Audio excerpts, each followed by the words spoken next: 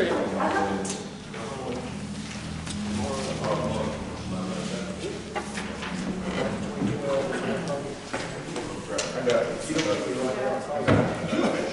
ready, Mr. Bullock? Don't complain about Mr. You want to Bladen County? Welcome to the Bladen County Board of Commissioners meeting Monday, March 15th. Reverend Jason Lee from Dublin First Baptist will lead us in invocation, and Mr. Greg Martin will lead us in pledge of allegiance. Please stand.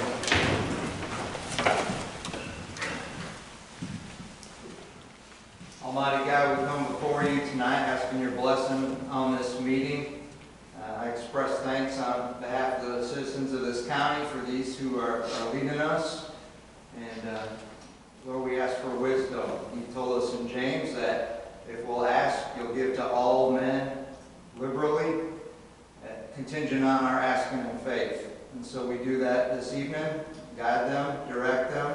I pray in how they adjudicate, legislate, and how they live, that it would be according to the principles of your word that are life-giving and life-transforming. We ask this in Jesus' name. Amen. Amen.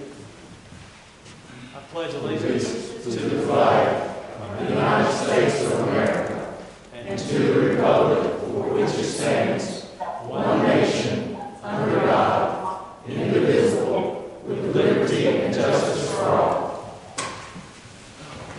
Thank you, Mr. Jackson. So Dr. O'Field going is live streaming.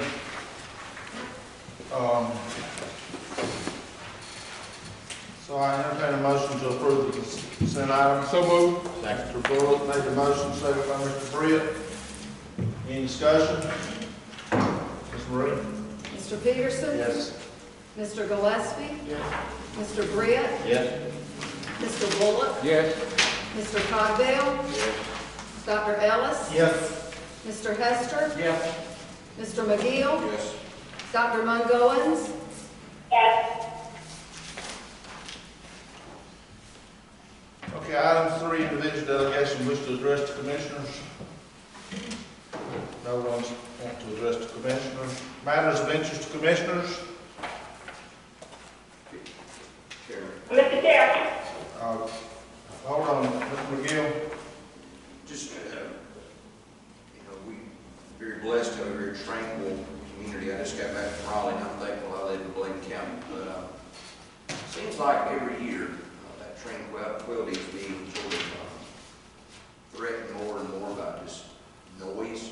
It's kind of generic, but you and I have talked about some specific complaints that we've got, people shooting and things, blowing up stuff.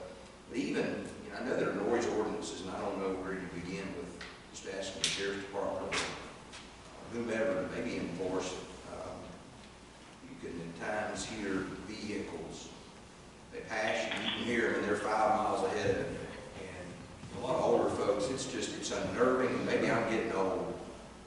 But it is, I don't know, downtown you see people out shopping, and they're enjoying the things that make Bladen County so special. And then somebody goes by and you can just see people just shudder. You got a noise ordinance, it needs to be enforced, just like speeding or anything else. Ms. Small, will you share that and bring it back and see how we can upgrade it? We would need to upgrade the counties. Okay. Dr. O'Field, Mungoins? Yes, there's a lot of folks, like I think Mr. Campbell said, it's time for the summer activities for beginning, and the citizens are asking about the locks and dams. Can we get an update on the locks and dams? Yes, ma'am. Mr. Martin got it. Thank you. So, I would like to ask the commissioners if it's okay for Mr. Martin to explore or create an explosive ordinance for us to review and hopefully at some point approve. I've got a lot of complaints of people shooting off this tannerite, and that would fall under this explosion detention if it's okay with the board for Greg to do that. Get out of here. You need a motion? No. Just anybody object? So the second item I have tonight is I want, if it's okay with the commissioners, I want to ask Greg, and I'll sign the letter. I want to send a letter to the Lisbon Fire Board of Directors, and I want to ask them what we have to do to station an ambulance at that fire station. You know, they claim we weren't keeping it clean, and now that they're claiming COVID's keeping us out. But I've got several calls a day from citizens over there that want that ambulance stationed at that fire station. So does anybody have a problem with that? Can I help you with that? Do you mind? I mean, if you need reassurance or help. Let's see. Well, yeah, Mr. Martin will write the letter, and then we'll send it to the board of directors. Mr. Chairman, at one time, a rescue truck was there, but what were they saying? We're not keeping the building clean? At one time, they said we weren't keeping it clean, and they kicked us out. Again, that got worked out. We got that worked out, and now COVID's kicked us out, evidently. That's what I'm hearing. I just want to send a letter and see what we need to do as a county to get that service there for those people in that community. So that truck will be stationed there, and it'll shorten the time of response for those people. I got one. Mr. Cardell? I got one, Mr. Chair.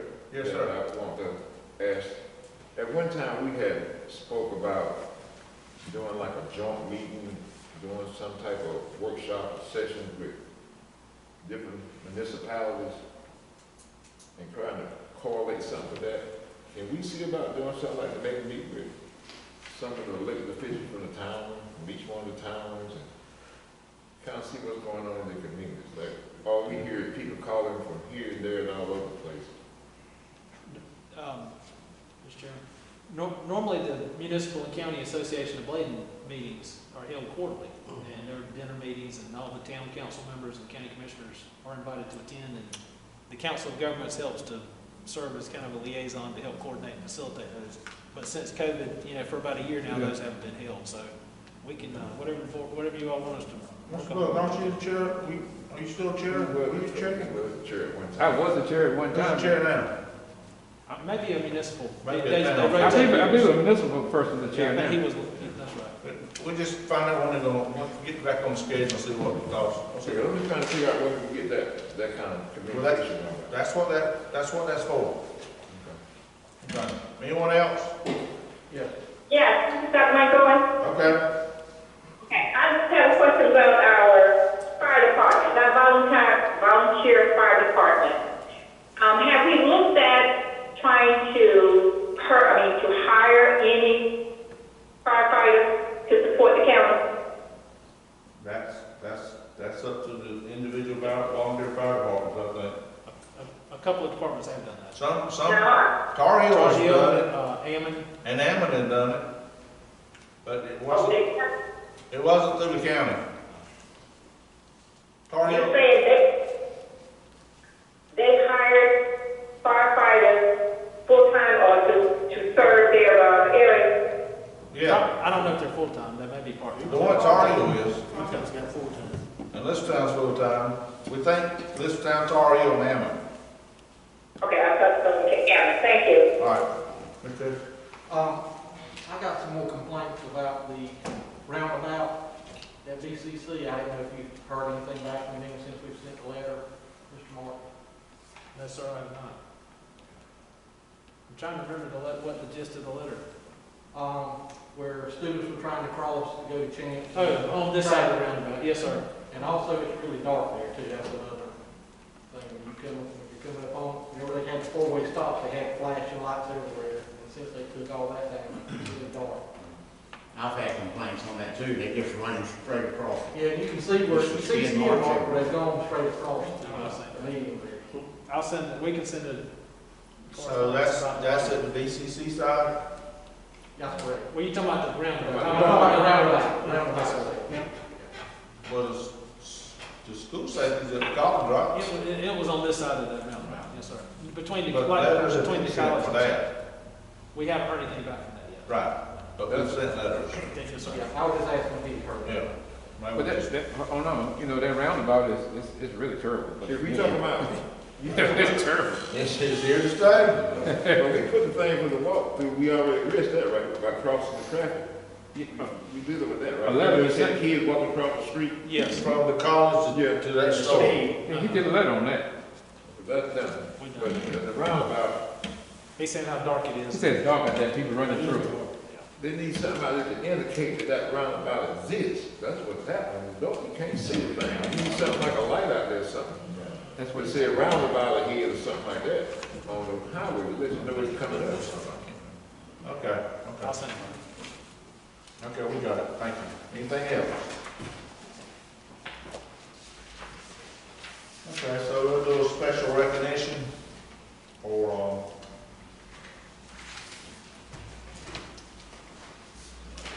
Child Abuse Prevention Proclamation.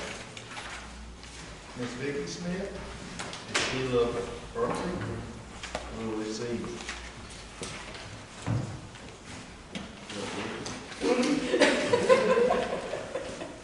We'll give that to you. Whereas our children represent our greatest hope for the future of Bladen County, remain steadfast in the commitment to the safety and security of our children, families, and communities.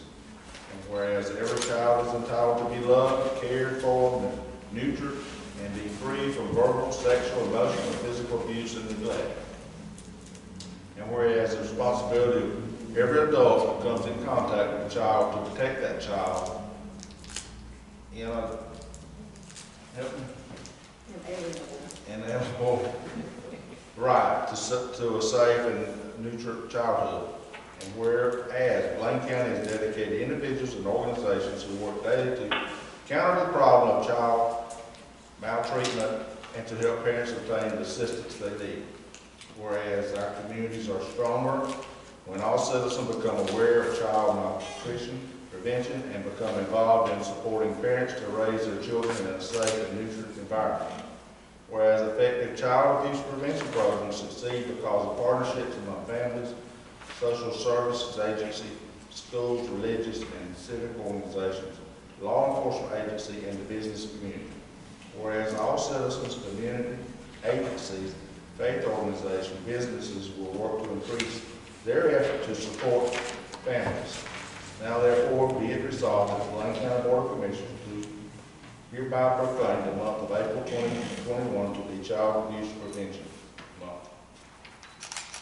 So, can we all sort of social distance and get up here and get a picture of taking on this child abuse thing for the month to show our support?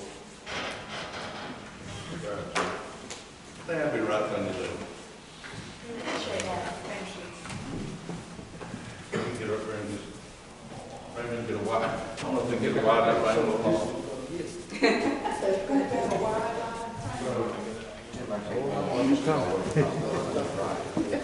Old bones, you know. You gonna take his picture? We're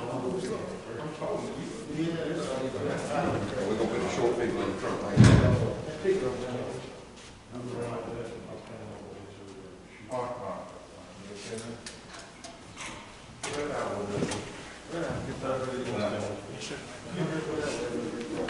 Can you get into there? Can you get everybody in?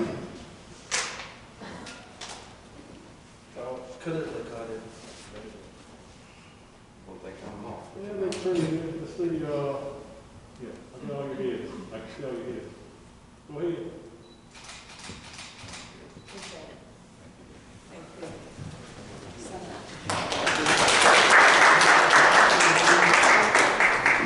Mr. Chair, we appreciate you recognizing this early on so that this event, this month of April will be started on April 1st. So share what you're going to do. Be different last year.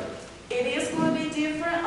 Last year, we were not able to have our event that we normally have here at the courthouse on the last Saturday of the month. So what we did, we had a butterfly release at the agency. The staff members from the agency were out in the hall. We released the butterflies and we read all of the names of the children that had lost their lives across North Carolina due to abuse and neglect. We will be doing the same thing this year, but we're going to add something to this, and we're going to ask for your help. We are going to ask persons in the community if they will to install a blue bulb light on their front porch, or as in doing the candles in your windows at Christmas. We will have at the agency a Christmas tree with blue lights, and that's a way that we can commemorate child abuse awareness and across our communities here in Bladen County. And also we will have pinwheels so that community members can make a pinwheel garden in their yards as well. So we will be looking forward to some advertisement, some articles. So we're just excited about this new event, what we'll be able to do in April to bring in awareness, because our caseloads are just busting out of the seams, basically, due to the sex abuse, physical abuse, and drug abuse in the county. So the blue light campaign would be in April? Yes, sir. Okay. Yes, sir. Thank you. We appreciate it. Thank you. Item 6 is Finance Department, Ms. Lisa. Thank you. First thing we have to do is present the audit report. This time I'm going to present the audit report.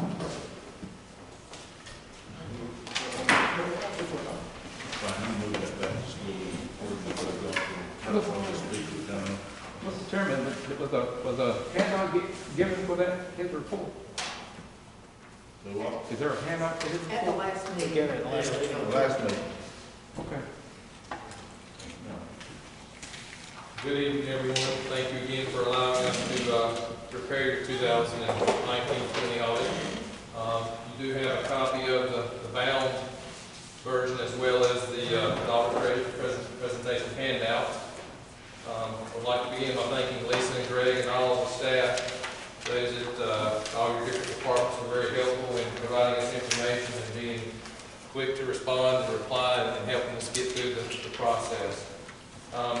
Those that are new to my presentation, I do tend to talk quick, but I am available at any time. Interrupt me during my presentation or come by and see me, please. I'll take the time anytime to go into detail about what we do and about what's in the financial statements.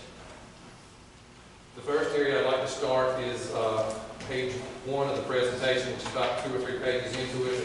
It's headed Required Auditor Communications, and this is just part of the audit where I come to you those in charge of governance and to kind of explain what our responsibilities are. The number 1 responsibility is to express an opinion on the financial statements, and that opinion is an unmodified, which is the highest opinion we can render in an audit engagement. We also want you to know that we do our audit procedures to obtain reasonable assurance and not absolute assurance, because of course we couldn't test every transaction, every detail of the financial records of the county. We also perform a risk assessment based on internal controls and your accounting procedures to determine what audit procedures we feel best to make up our engagement. We evaluate all your accounting policies. We are constantly communicating back with Lisa and Greg during our engagement. We identify any adjustments, propose those, and we also report based on our audit report date, and after that, a new engagement will begin and our responsibilities are there ended. All this was kind of detailed in the engagement letter and the local government commission audit contract that y'all signed back a year ago. Moving on to page 2, the significant accounting policy. Just keep in mind that even though I audit not provide an opinion on your financial statement, it's the county's financial statement and the county's accounting policies. We just review those and make sure those are adequate for such an engagement in such a municipality or county government. And all those did appear to be appropriate. There were no changes in the year during 2019-24 accounting policies or principles. All the accounting estimates that were done by management and the preparation of financial statements were good. The significant disclosures, the audit report, the bound audit report has got numbers in it, it's got a bunch of language. Beginning on page 22 is a lot of details of the accounting policies and procedures that are used as we create these financial statements. We had no difficulties during the audit, we had no disagreements. Flipping over to page 3 of the communications, all of our proposed adjustments were given to Lisa. She reviewed them and then posted them. There were no adjustments that she refused to accept. Management representations were signed. There were no outside consultations with other accountants to discuss questionable accounting policies and principles, and no other issues. The findings are to follow and are in the back of your actual bound audit report, but it has to do with the Medicaid audit that we do. So we'll flip kind of to that letter, page 4 is just the detail of the whole letter, but page 5 and 6 do a summary of our findings. As I mentioned, the financial statements had no issues. They were unmodified, which is a high one. When we get to federal awards, there was a significant deficiency in regards to Medicaid compliance and our redetermination of eligibility. When it comes to state awards, there were no issues with any of your state awards. So if you would flip with me to page 8.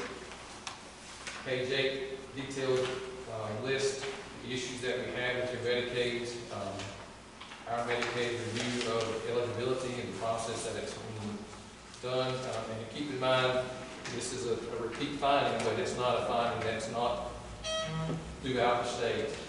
It's something that not to be dismissed or moved down because it happens throughout the state in this Medicaid process. And the management at Department of Social Services is very aware of this. They have been diligent in trying to correct this, but sometimes it can be a very difficult process. And when we pull our sample, we're required by the state to pull by a claim.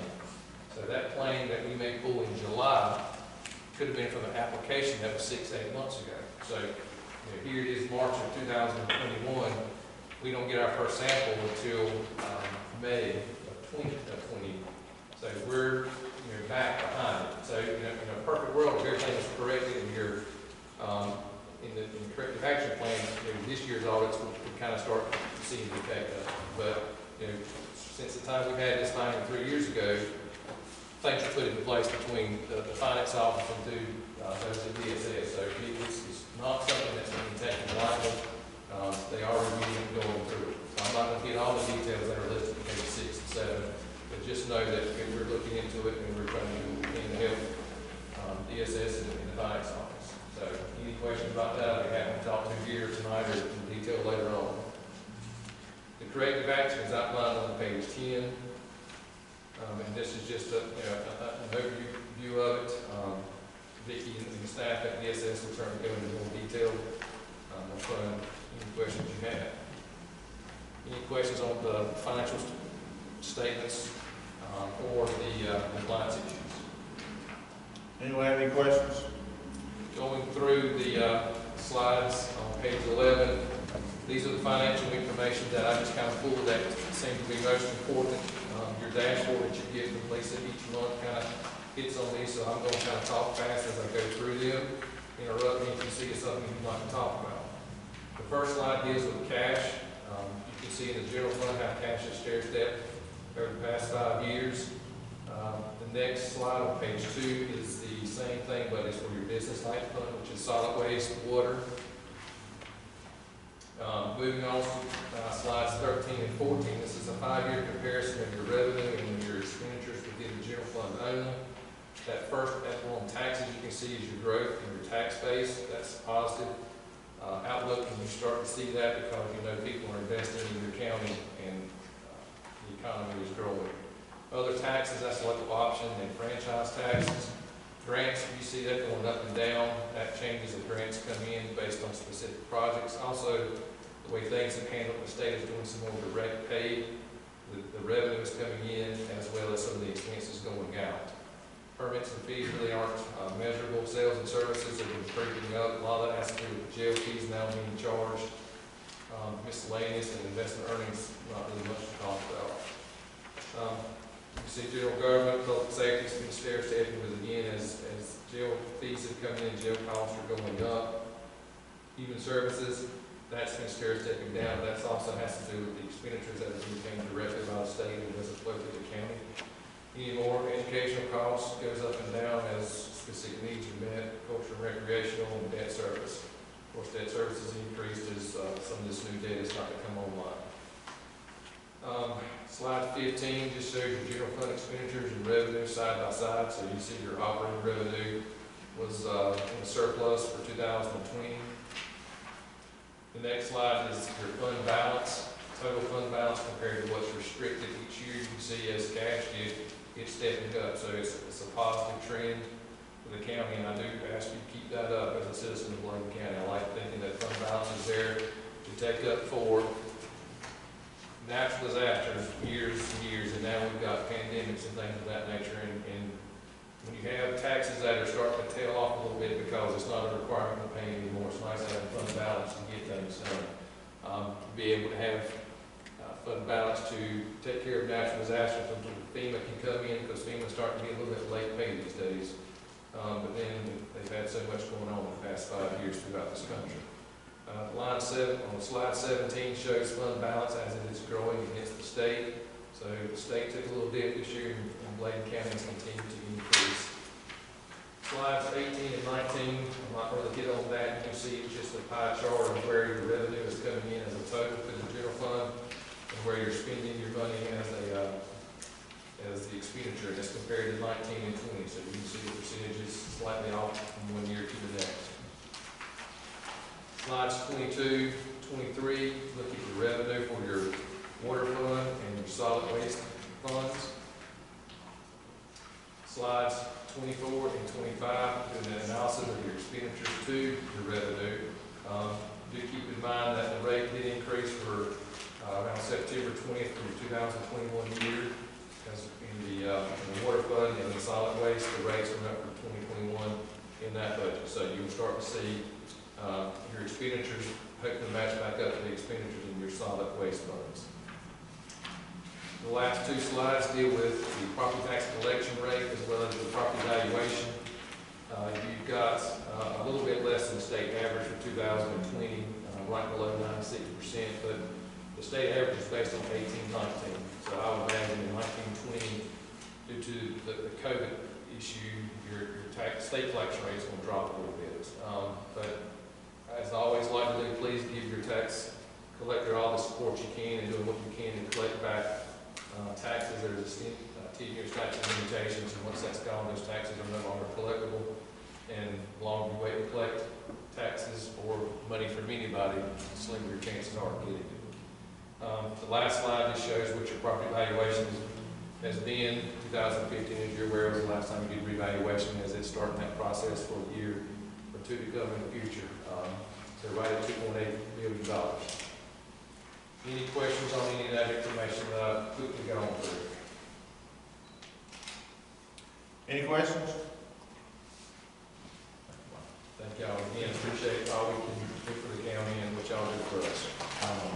Have a great evening. Entertain a motion to accept the 2019-20 audit. Motion by Mr. Gillespie, second by Mr. Britt. Any discussion? Yeah, Mr. Chairman, I know we've had some COVID pandemics caused things. This audit report is asking to be voted on today, and I haven't had a chance to review it. All we're doing, you're not voting on we don't vote on it, we accept it. That's what I'm saying. Okay, I just want to make sure that I hadn't had a chance to see it. This is the first time I've seen it. Any more discussion? Review it all. Mr. Ray? Mr. Peterson? Yes. Mr. Gillespie? Yes. Mr. Britt? Yes.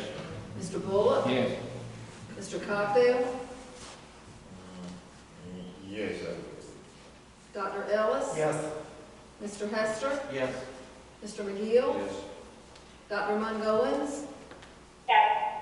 Thank you. Thanks, Doc. Ms. Lisa? Dashboard? Good evening to each of you. I'd like to review the dashboard ended February 2021. The budgeted revenues for the general fund came in at 75.69%. The expenditures at 63.05%. Solid waste fund revenues came in at 86.83%, and we spent 59.52%. Versus telephone came in at 22.68%, and we spent 13.5%. Water came in at 66.52%, and we spent 41.92%. Anybody have any questions about that before I go on to February and May? At the end of February, we had a positive amount of $291,324 in the federal inmate program. How much that was again? $291,324.66. Thank you, ma'am. Thank you. I got one question on that. Does that fluctuate up and down? It usually has been increasing each month. The biggest month we had to hit was the month that we had the bond payment, and it was in August, and so that showed a negative balance at that particular moment. But then after that, it keeps climbing, just gradually increases. Thank you, ma'am. Thank you. Ms. Vicky Smith, consider approving the information incorporated hosting and maintenance agreement regarding NCDS data sheet application. Okay. Before you is the host and maintenance agreement. Our current platform, the way in which we submit our frontline worker time to the state to get our reimbursement is through the AS400 system. That system is going to go obsolete, so we are having to look for another software program to upload to the state. The owner of the company, Michael Bradley, stated to me on Friday that we would be the 90th county in North Carolina that would be into his program. Motion approved, Mr. Chairman. Motion by Mr. Britt, second by Mr. McGill. Any discussion? Ms. Marie? Dr. Mungoins? Yeah, so on this new posting, maintenance cost, Ma'am, What's what's the cost? Just a second. It's $353.63 a month for a total of $42.43 per year. thank you. Ms. Marie? Mr. Peterson? Yes. Mr. Gillespie? Yes. Mr. Britt? Yes. Mr. Bullock? Yes. Mr. Cogdale? Yes.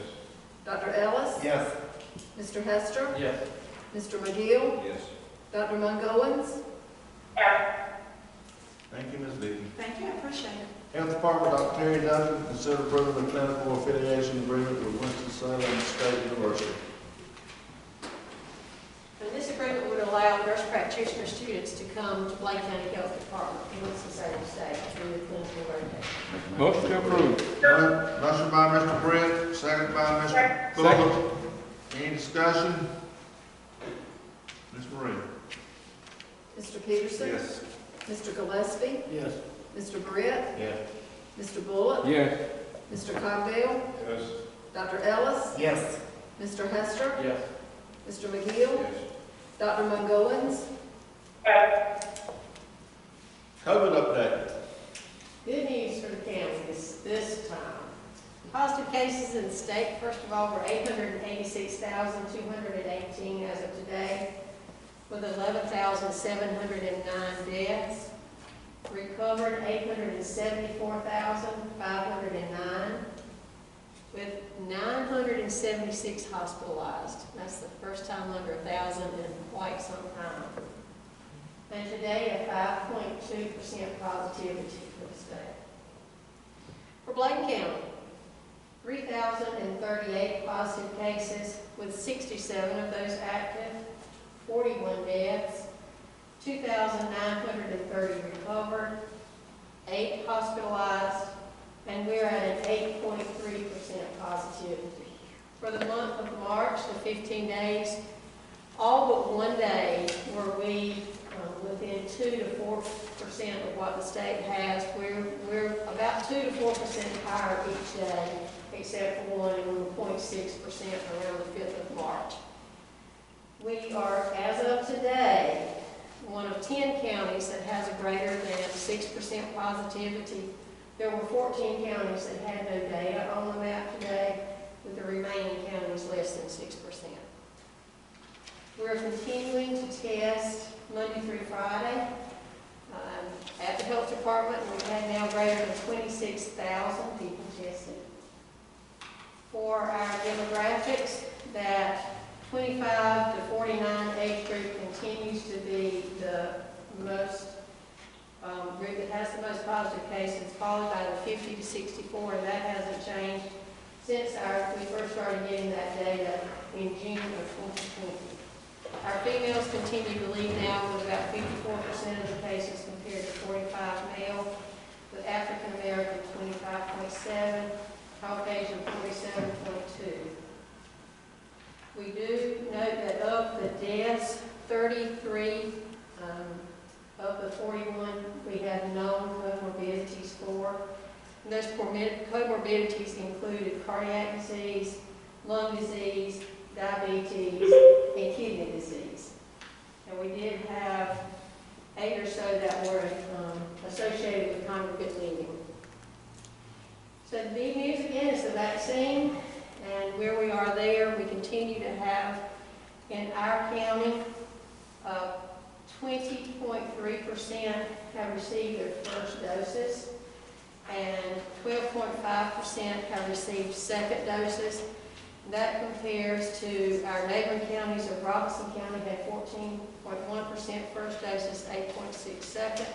Columbus 15.8 first, 9.2 second. And Cumberland 13.3 first with 9.0. The closest one that comes up at the tip is Sampson County with 18.3% first doses and 10.7. We continue to get the Moderna vaccine at the health department and the hospital. The local Walgreens has some Moderna and a few doses of Johnson & Johnson, I understand. Commonwealth Health also is receiving the Moderna as well. This week we're going to get about a little over twice the amount of doses at the health department that we have been receiving. I have stated that we would take doses that other providers declined. So we're getting an additional 200 from one provider and 200 from another, not necessarily in our county, but an additional 400 doses this week.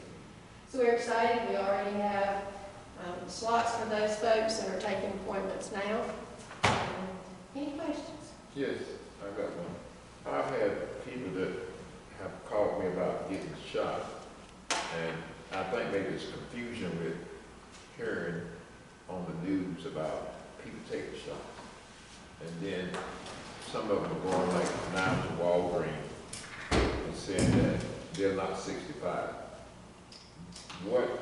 What level are we at now? Do we still do 65 and above, or are we doing? Because some of the guys are asking, they want to take the shot, but the availability for them to take it is not there. You know what I'm saying? When will we transition to where the next level can start coming to take that shot? Well, the entire state had transitioned to the next group after the age 65, that next age group. But as of this week, starting Wednesday, the state is transitioning to the first part of group 4, which is anyone that has 2 or more comorbidities or illnesses, and you do not have to present a doctor's note or any kind of document that shows you have the illness, as well as some congregate settings. So included now, from the beginning, group 1, 2, 3, and 4 will have all healthcare workers, those people that are at high risk, age 75 and older, the age 65 and older, the essential workers, and again, that's anybody pretty much that works with the public in a risk situation, and now those folks with the comorbidities. So we're moving pretty quickly here in the state.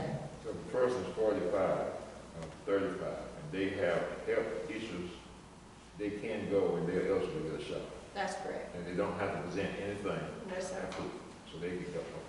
As of Wednesday. I know they said it was called the health department, they would say they couldn't go unless they were 65. Well, no, sir. We've been taking people under 65 that were essential workers for a couple of weeks now. Some of them not. It is people that's in general. I don't know what that's something. Mr. Chairman, Yes, sir. I've got a question. What are we doing for those that are homebound? We have sent a community paramedic and an RN to those that are homebound. If someone calls the health department, the hotline will take their name. We vet them through. You have to truly be homebound and meet the emergency services requirement of that, but it's worked very well. All right, thank you, ma'am. Any other questions? Ms. Bill, one last question. Are you being able to fulfill all your doses that come in? So you do not have a problem getting, No, sir. if a person wanted to take a dose, I heard one person say, well, we have to dispense of the doses. Do you have a situation where you have doses that a person can come in and you notify them that you have some extra? Do you have a plan set up for that type of thing? We do have a plan. As people call in, once we have our doses filled or our slots filled, then we ask folks, are you within 15 or 20 minutes of the health department? And if so, let's get your name and number. So if somebody cancels or doesn't show at the end of the day, we're not going to waste a dose. We will call those folks. Okay. So they need to sign up anyway if they don't have a dose, if you don't have the form. If they're within that 15 or 20 minutes. Okay. Thank you, ma'am. Thank you, sir. Advisory board appointees, beaver management, I think, correct me if I'm wrong, we were gonna leave David on there and add Danny because of David's, need in big farmland county, so I'll entertain a motion for that. Motion to approve. Mr. Bullock, second by Mr. Gillespie. Any discussion? Ms. Marie? Mr. Peterson? Yes. Mr. Gillespie? Yes. Mr. Britt? Yes. Mr. Bullock? Yes. Mr. Cogdale? Yes. Dr. Ellis? Yes. Mr. Hester? Yes. Mr. McGill? Yes. Dr. Mongowens? Yes. Has anyone got one for the division of agent tonight? Motion to, Motion table by Mr. Cogdell, second by Second. Mr. Bullock. Well, we need to find somebody to. Okay, any discussion? Ms. Marie? Mr. Peterson? Yes. Mr. Gillespie? Yes. Mr. Britt? Yes. Mr. Bullock? Yes. Mr. Cogdale? yes. Dr. Ellis? Yes. Mr. Hester? Yes. Mr. McGill? Yes. Dr. Mongowens? Yes. Okay. List Town Planning and Zoning Commission, ETJ, and Board of Adjustments, ETJ 1. Anybody got one? Motion table. Motion table by Mr. Britt, second by Second. Mr. McGill. Any discussion? Ms. Marie? Mr. Peterson? Yes. Mr. Gillespie? Yes. Mr. Britt? Yes. Mr. Bullock? Yes. Mr. Cogdale? Yes. Dr. Ellis? Yes. Mr. Hester? Yes. Mr. McGill? Yes. Dr. Mongowens? Yes. So the Southeast Economic Development, recommendation from Ms. Bossett was to reappoint those three. Motion to be appointed. Second. Motion by Mr. Gillespie, second by Mr. Hester. Any discussion? Ms. Marie? Mr. Peterson? Yes. Mr. Gillespie? Yes. Mr. Britt? Yes. Mr. Bullock? Yes. Mr. Cogdale? Yes. Dr. Ellis? Yes. Mr. Hester? Yes. Mr. McGill? Yes. Dr. Mongowens? Yes. Okay, item 10 is appointments for April the 19th. April the 19th. I do want to say this, Greg, correct me if I'm wrong, this child fatality protection team, we need to find someone that's lost a child. So if anybody knows anybody willing to serve on that, that's one of the requirements for that. Right. I think we have, I don't think that appointment is, or that seat is up yet. Okay. Well, it'd be good to have known, we can find this important thing. Okay. More to come on that. Okay, Mr. Martin, County Manager? Good evening, everyone. I'd like to briefly review the calendar with you for the remainder of March as well as April. And point out that tomorrow at 12 noon, the Chamber of Commerce virtual monthly meeting will be held. Comores site manager is a new person in that role will be the speaker. So if you could participate in that, that'd be good. On Wednesday through Friday, 24th through the 26th, the NACO virtual legislative goals conference will be held. So Greg, is there any plans, or could we send a letter to the Chamber to see if we can start meeting back in person with social distance instead of doing this virtual? I mean, don't you think it's time to move back to open meeting with or without meals? I mean, getting auditorium classrooms at college and places like that to start doing open meetings. Can we send a letter, or can you do that tomorrow? I probably will. I didn't do that. What's that again, Mr.? See if we can open these meetings back up, but instead of doing the virtual. What meeting? The chamber and things like that, just a suggestion. Okay. I could do both. Just a thought. Okay, thank you, Ray. Moving over to April, we'll point out that on Thursday, the 1st at 12 noon, the JCPC meeting will be held again. That's a virtual meeting as well. Offices will close on Friday the 2nd, in observance of Good Friday, Easter holiday. On Monday, the 5th at 8 a.m., there's a prayer service here. At 5:30 that evening, there's a Board of Equalization review meeting. That's Commissioner serving that role, and that will be here. The board also meets at 6:30 that evening. So great. Yes. So have to be sworn in, Yes. all of us again, or just the new? Yes, sir. All. Every year. Every year. Okay. And then on Monday the 12th at 5 p.m. Oh. Yes, sir. How we do this, virtual? Swearing in. There's, I'll be there early, come back and leave. Okay, but there may be a percent, I mean, if you can, that's fine. If not, we can try to figure it out. I just throw that up so we Yeah, can, that's good. okay. Okay. That's something we all need to be present at 5:30, Yeah. Okay. When is this, on next Monday? The next meeting after the 5th. We have, yes, it's 3 weeks actually, there are 5 meetings, 5 Mondays in March.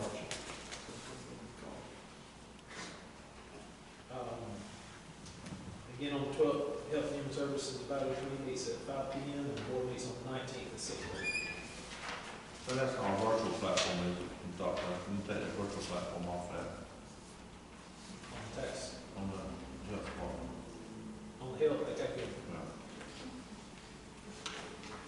Okay, I'm gonna still leave it, so can you call in for those who want to? Just the public? Will it be a public meeting, is that? It's just to do virtual for public. For the regular meeting, for the regular For meeting? the health board, Or is that yes? They all had the opportunity wanting to come. They didn't have anybody that wanted to. I mean, we could offer a call in the meeting. I think that's what she does. You're asking, Dr. Mungoes, you're asking about calling into the Health and Human Services Advisory Committee? Yes, Okay. for the meeting, yes. Okay, they'll arrange a call-in line. Okay, thank you. Thank you. And then moving to item B, I just wanted to update you on a couple of things. One, we all know how important broadband is and how much Bladen County badly needs to have improved service. Historically, Bladen County was in good shape when internet speeds were slower. Star Telephone was out front in the 90s and into the 2000s. But as things have moved to broadband, higher speed, we have a real need for higher level service. And so the Lumber River Council of Governments has commissioned a study. They've contracted with ECC Technologies to do a large study in each of the 5 counties in our region. And so that you'll be hearing more about that in the near future, and I just want to give you an update on that. If you ever have any questions about it, please let me know. If you have input on that, tell them to make sure when they do their assessment, to look at feasibility for people to afford. There'll be surveys and all kinds, they'll solicit feedback from a large number of citizens here in the county, so there'll be plenty of opportunity for feedback. You gotta know Star County, Star Telephone service a lot of the areas, but when you start talking speed, you start talking more money and more money. I know. And we just look at that, so it's stuff that's even affordable for people to have. That's a good point. And then, Mr. Martin, yes, will it also insure those outside of the Star catch hand? it's for Those that the, don't serve, but not served by them? okay, yes ma'am, it's for the entire county. Okay, thank you. And you know, they say, this is an off top, I mean, this is kind of on that point, but the, if you hear, I've heard a number of stories now that they say that the future will be for low orbiting satellites that are about 500 miles high instead of 25,000 miles high, to provide service, the wireless type service, and we won't have to worry about landlines connecting to your home, that type of thing, so. For rural areas and sparsely populated areas, that would be a tremendous improvement. And then item C, I just wanted to update you, Bladen County has been conditionally approved by the North Carolina Housing Finance Agency for an additional $190,000. You may recall that Mr. Adrian Lowry was here a couple of months ago and let you know that we'd be pursuing this, and so fortunately we've been approved for it. There'll be further paperwork coming here in the near future. Mr. Chairman, that's all I have this time. Thank you, Mr. Martin. Individual delegations wish to address the commissioners. Matters of interest to commissioners, anyone have anything? I got one last thing, Mr. Steve. Dardell? I was looking at when we do consent items, and we include certain things on there. I was saying that we look at stuff like planning boards and stuff that doesn't require public input. Is it any kind of way we could have a meeting with the board in the middle of the day or something that we could just look at all the items that need to be put on the consent agenda and all the other public discussion items when we come in here? I don't quite understand what you're asking. Just like the town has a consent meeting where they go in and everything that doesn't require public input, they have a meeting and put that on consent items. But it's open to the public. But everybody just review it and things like we did it with these planning boards. You have a chance to deal with that, put it up front where you don't have to come in here and go through all these motions and figure out who got you, put it up a set item. It already be done. When you walk in the meeting here, you only deal with this stuff that's up for public discussion. You mean have a free meeting? Something. The town, you talking about the town calls it a work session? Yeah, like a work The new session, work that's what I'm saying. Just do a work session and get it out of the way. Instead of coming in here and we don't know what's certain things we can't address because, Well, that's the reason we get this, it's supposed to be out by Thursday or Friday, as soon as something that's come up. You got any questions, supposed to pick up the phone. If you got any questions, ask when you come here. I understand what you're saying, Mr. Speaker, but I was thinking that some of these things right here that we be doing, going through the form here, if we had a meeting with this, deal with this public input, we don't have to deal with this. Consent items is one vote. I mean, I don't understand what you're talking about consent items. I'm just saying, like, if you just put everything on that, have a consent of agenda approval, and just put it all on there, and moves and makes things. Don't have to worry about all this. I'll take that under consideration, Mr. Cocktail. Motion to approve, motion to adjourn. Any other commissioner got anything? I'm sorry. Motion, Mr. Bullock, second. Glenn. McGill, any discussion, Mr. Marie? Mr. Peterson? Yes. Mr. Gillespie? Yes. Mr. Britt? Yes. Mr. Bullock? Yes. Mr. Cogdell? Yes. Dr. Ellis? Yes. Mr. Hester? Yes. Mr. McGill? Dr. Montgomery? Thank you. Have a good night. Everybody have a good evening.